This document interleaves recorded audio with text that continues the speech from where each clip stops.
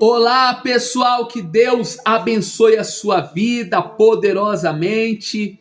Hoje nós vamos para mais uma meditação no livro do Apocalipse e hoje nós vamos falar da abertura do quinto selo, que está exatamente em Apocalipse, capítulo de número 6, do versículo 9 ao 11, que está escrito assim: E havendo aberto o quinto selo, vi debaixo do altar as almas dos que foram mortos, por amor da palavra de Deus e por amor do testemunho que deram.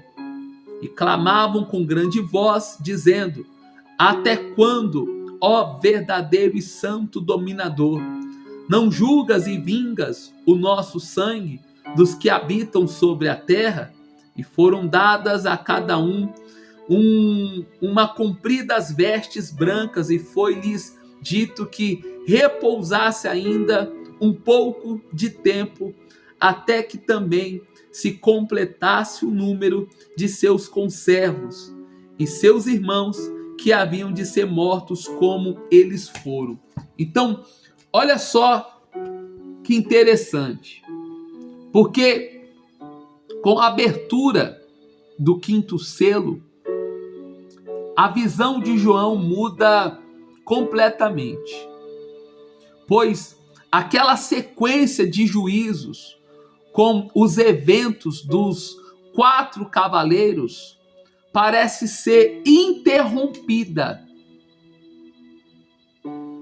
Olha só, a visão de João é de um altar e debaixo dele estão as almas daqueles que foram sacrificados por causa da palavra de Deus e do testemunho que deram do Senhor Jesus Cristo. Olha só, quem são estas almas que estão debaixo do altar? São aquelas pessoas que foram mortas, são os mártires, isto é, as almas daqueles que tinham sido mortos por causa da palavra de Deus e por causa do testemunho que sustentavam. Então, a gente tem que lembrar que o primeiro selo trouxe o anticristo e as suas terríveis consequências, que são guerras, fome, morte, doenças. As almas debaixo do altar são um resultado do domínio de terror do anticristo. Aqueles que durante o período da grande tribulação se converterem ao Senhor Jesus, eles serão perseguidos e mortos.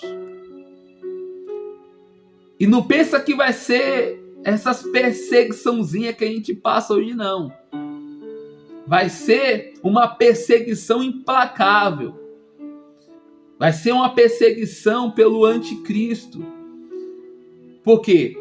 Essas pessoas que estão debaixo do altar não fazem parte da igreja arrebatada. Isso é bom você entender.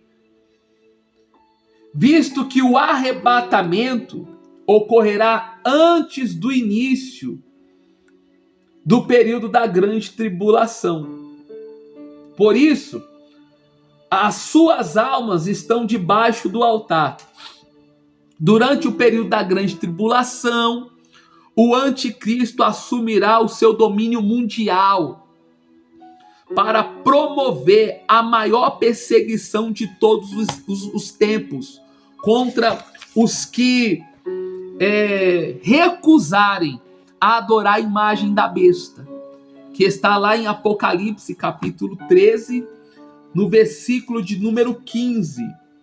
Olha o que diz aí a palavra do Senhor. E foi-lhe concedido que desse espírito à imagem da besta, para que também a imagem da besta falasse, e fizesse que fossem mortos todos os que não adorassem a imagem da besta. Ou seja, presta atenção. No período da grande tribulação, o anticristo, ele vai assumir o domínio mundial. E aqueles que ficaram, que não foram arrebatados junto com a igreja, e esses que ficaram, eles vão assumir a fé no Senhor Jesus. Muitos vão se converter no período da grande tribulação. Esses que assumiram a fé em Jesus Cristo, no período da grande tribulação, eles vão receber uma perseguição muito violenta, na qual eles vão ter que adorar a imagem da besta. E aqueles que se recusarem à adoração à besta, eles vão ser mortos. Quer dizer, vai ser uma perseguição muito grande. Esses que morreram assumindo a fé no Senhor Jesus, que morreram por causa do amor à palavra de Deus, essas almas vão ir para debaixo do altar, aguardar aqueles que também vão morrer por amor à palavra do Senhor Jesus. Então, olha só que interessante. No arrebatamento da igreja, o Espírito Santo não vai agir mais no mundo. Então o que vai prevalecer é a palavra de Deus. A palavra de Deus, ela vai agir nos corações, nas mentes das pessoas. E algumas pessoas vão se converter no período da grande tribulação. Agora tem um versículo lá em João, no capítulo de número 6, o Evangelho de João, capítulo de número 6, no versículo de número 63. Deixa eu ver aqui. Evangelho de João.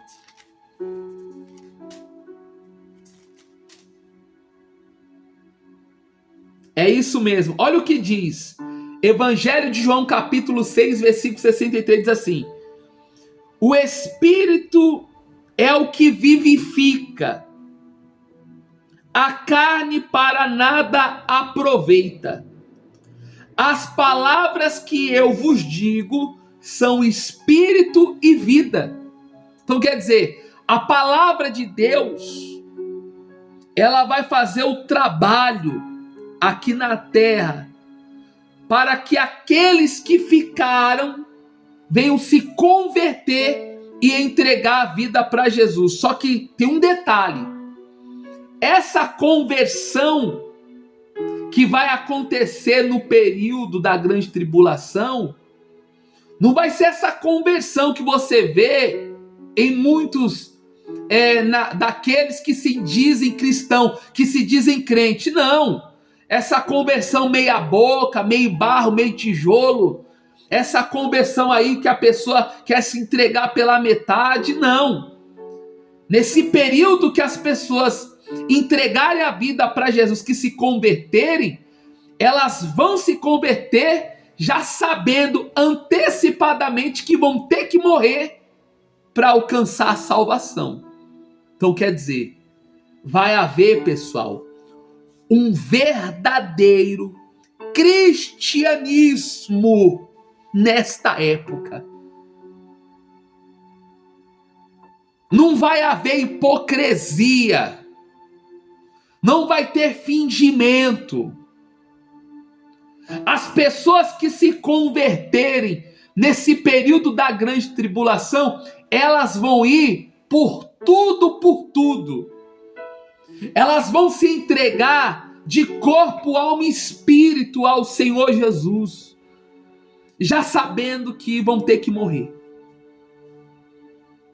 Isso daqui me chamou muito a atenção, porque os valentes do período da grande tribulação são os covardes de hoje. Os covardes de hoje vão ser os valentes no período da grande tribulação. Quer dizer, hoje nós temos a oportunidade de viver um cristianismo de sacrifício, de renúncia, de entrega, de obediência. Só que muitos de nós não damos valor a isso. Aí fica um evangelho meia boca. Meu querido, minha querida, não existe evangelho sem sacrifício. Não existe evangelho sem renúncia. Com Deus é tudo ou nada. Não existe meio termo com Deus. Ou você se entrega por inteiro, ou você não se entregou ainda para Ele. Por isso que o Senhor Jesus, ele disse assim, olha, aquele que quiser vir após mim, negue-se a si mesmo, tome a sua cruz e siga-me.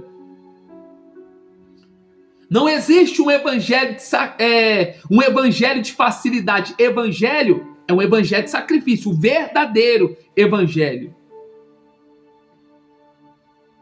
O Senhor Jesus, ele disse, olha, vinde a mim, todos que estáis cansados e oprimidos e sobrecarregados. Ele disse isso.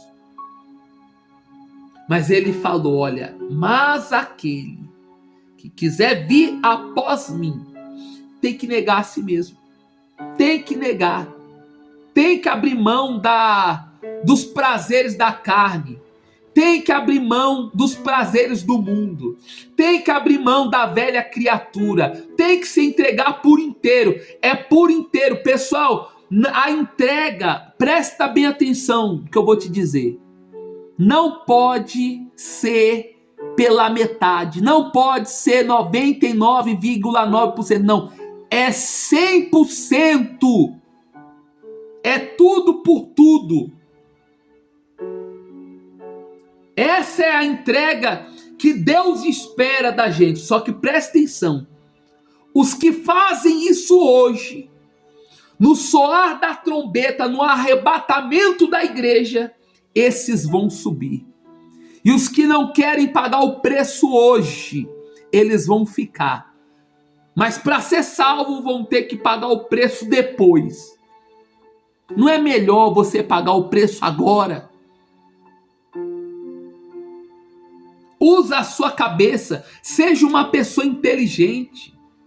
O anticristo, ele vai trazer o governo, é um governo mundial. Você está entendendo? E olha só que interessante. Neste quinto selo, Deus permite que sejam martirizados aqueles que chegam à fé cristã após o arrebatamento da igreja e após a manifestação do domínio anticristão e do quarto cavaleiro. Isso acontece justamente porque Deus quer separar os salvos dos não salvos. E nesta visão, João não vê cavalos, nem cavaleiros, mas sim almas dos que não foram mortos da parte de Deus. Uma vez que o juízo divino nunca é contra aqueles que são dele. Olha só, estas almas sob o altar são dos mártires, aqueles que morreram por amor à palavra, que foram mortos na terra por força exclusivamente demoníacas durante os primeiros 4 selos, por causa da fé cristã que que professaram oposta ao anticristo. Olha só, olha o detalhe aqui. Há estudiosos que acreditam que as almas debaixo do altar são os mártires do passado, mas isso não seria possível, tendo em vista que aqueles mártires já estão glorificados com o Senhor Jesus e pertencem à igreja arrebatada. A igreja arrebatada teve o seu corpo glorificado, enquanto aquelas almas debaixo do altar ainda não foram glorificadas. Estão diante do trono de Deus, mas embaixo do altar. Olha só. Mas já a igreja do Senhor, que foi arrebatada, está com ele. É a igreja vencedora, está glorificada. Apesar de estarem junto com o Senhor, as almas dos mártires da grande tribulação ainda não estão gozando dos mesmos privilégios da igreja arrebatada. Quer dizer, a igreja arrebatada não vai passar pelo período da grande tribulação. O arrebatamento vai acontecer antes. Estão entendendo? Aí olha só, as pessoas provavelmente se converterão durante o período da grande tribulação. São os antes queridos daqueles que foram arrebatados. Quer dizer, os entes queridos daqueles que foram arrebatados. Quer dizer, hoje a gente prega para os nossos familiares. Hoje a gente prega para a nossa família. E muitos deles não querem aceitar. Não quer se converter, entregar a vida para Jesus. Mas aqueles que vivem o evangelho puro e simples, sincero, vão ser arrebatados. E muitos dos nossos entes queridos, eu estou falando para você que é convertido, muitos dos nossos entes queridos vão ficar. Só que eles vão entender o propósito, o trabalho. E muitos deles vão se entregar no período da grande tribulação. Olha só, muitos ímpios, mundanos, até cristãos nominais serão completamente curados da sua incredulidade e dureza de coração através da revelação dos primeiros 4 selos, convertendo-se radicalmente com base na palavra de Deus ouvida anteriormente. Quer dizer, a palavra de Deus, ela tem o poder para transformar vidas, pessoal. Embora o Espírito Santo não vai estar agindo mais aqui na terra, mas a palavra de Deus vai fazer um trabalho espetacular, como vem fazendo também nos dias de hoje. Hoje, a igreja verdadeira do Senhor Jesus trabalha com a palavra. Não existe nada mais forte do que a palavra de Deus. Eu não preciso ficar inventando nada aqui para você. A palavra de Deus, ela se garante. A palavra de Deus, ela é poderosa. E lá em Apocalipse, no capítulo de número 6, no versículo de número 10, olha só o que está escrito.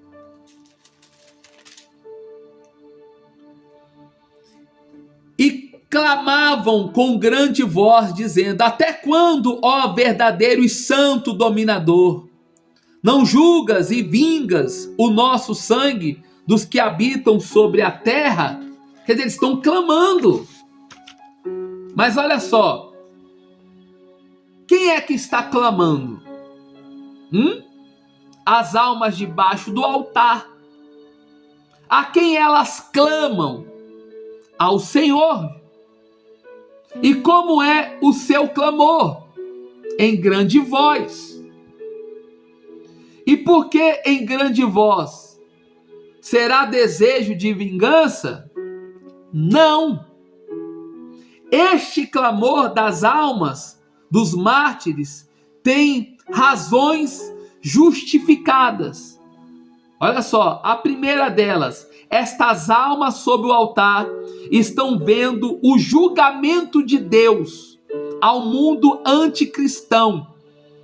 Elas mesmas, entretanto, continuam sem justificação, apesar de terem sido as únicas da terra que durante a grande tribulação firmaram-se na palavra de Deus e no testemunho do Senhor Jesus Cristo. A segunda razão, elas gritam alto para que a honra e o louvor do Senhor Jesus sejam antecipados pelo juízo sobre aqueles que as mataram por causa da palavra de Deus e do testemunho que deram do Senhor.